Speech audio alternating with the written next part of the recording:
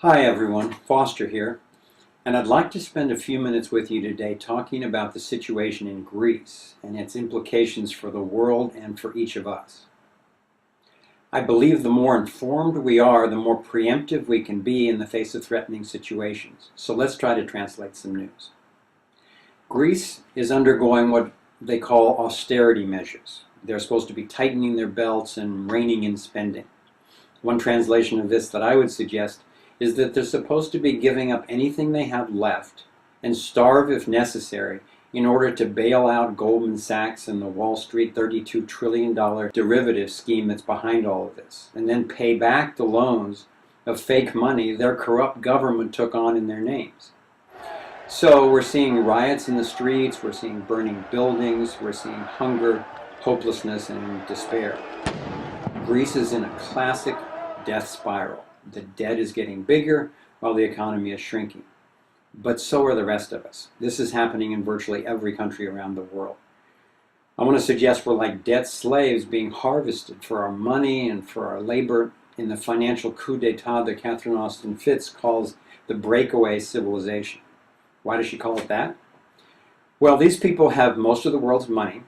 They have their own secret societies, their own rules, black projects, intelligence agencies, mercenary armies, space programs, and more. The so-called money masters have leveraged and interlinked the entire system so much that the default of Greece could start the inevitable falling of dominoes in banks and whole countries very soon. It could be months, it could even be weeks. So why are Ben Bernanke and the other central bankers still printing money? Are they clueless? Do they not know that there's no way out going that direction? I think not. I suggest that they've been planning this inflation and timing the catastrophe. George Soros and the heads of the World Bank and the IMF have recently come public with their warnings about an imminent global financial collapse. Now, with their capability to manipulate such a scenario, they're apt to know. I think it's a classic problem, reaction, solution scenario. The problem? A global economic collapse, possibly in conjunction with a new war in the Middle East, maybe two. The reaction they're looking for? Our fear, our confusion, and our helplessness.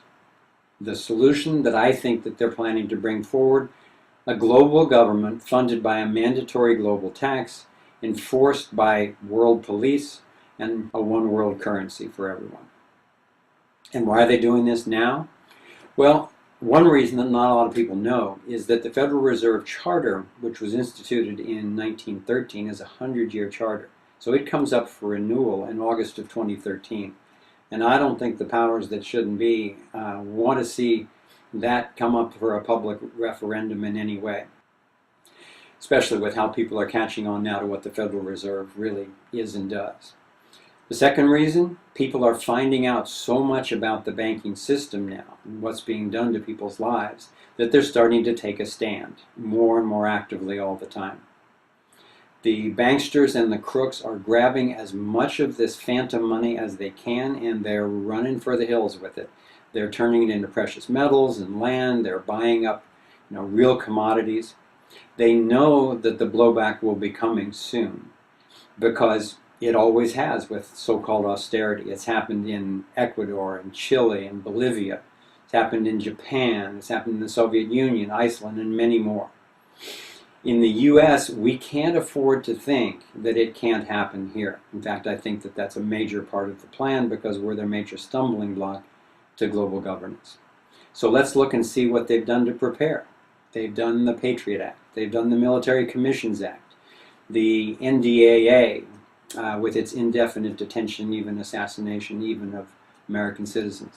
They've done the Enemy Expatriation Act, where they can send any American citizens away from this country and take away their passport, rendition them indefinitely.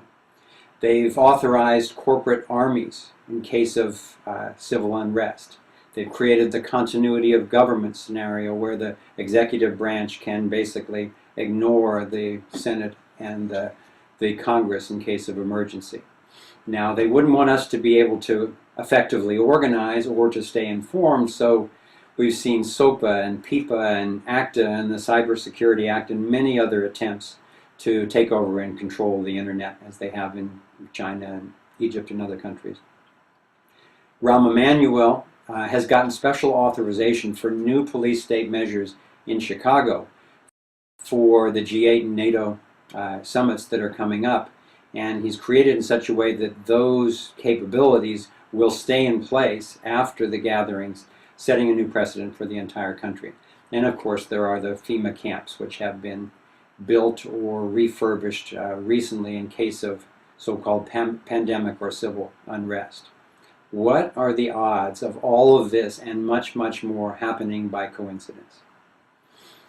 I want to share a quote with you from Henry Kissinger in 1991 that I think sheds a lot of light on the situation.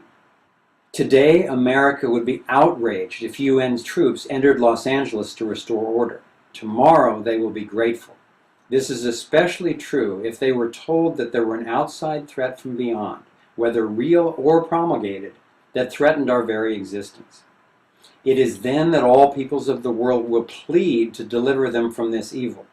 The one thing every man fears is the unknown.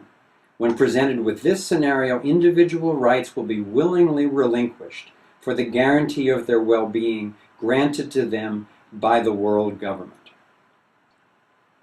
So what can we do as individuals and groups about this type of scenario? Well, first we can get informed and we can educate our networks. One of many good ways to do this is spread this blog and share Thrive. Secondly, we can connect with our neighbors and organize locally.